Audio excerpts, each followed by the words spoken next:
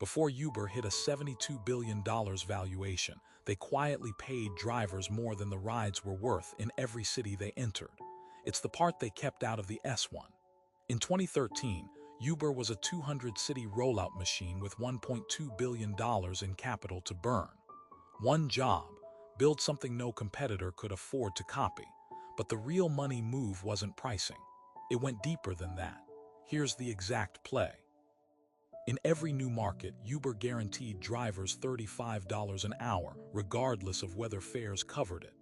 The math: $18 in fare, $35 in payout. The gap came straight from investor capital. 40 cities, 18 months straight. Competitors called it reckless. Standard VC analysis flagged the burn rate. They had the wrong model entirely. Uber wasn't buying rides, they were buying driver density. Once 4,000 drivers in a single city ran Uber full-time, pickup times fell below 3 minutes. No new entrant could replicate that without 18 months and $200 million they didn't have.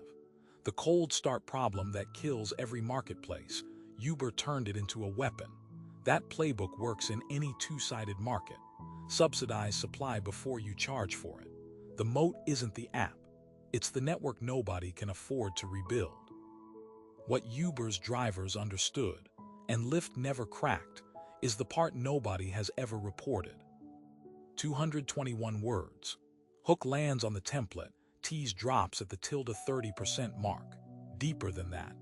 Pattern interrupt hits at -47%. Competitors misread the burn. Deep revelation closes the loop on the opening claim, and the final line leaves the mechanism unreported, sets up a natural part 2.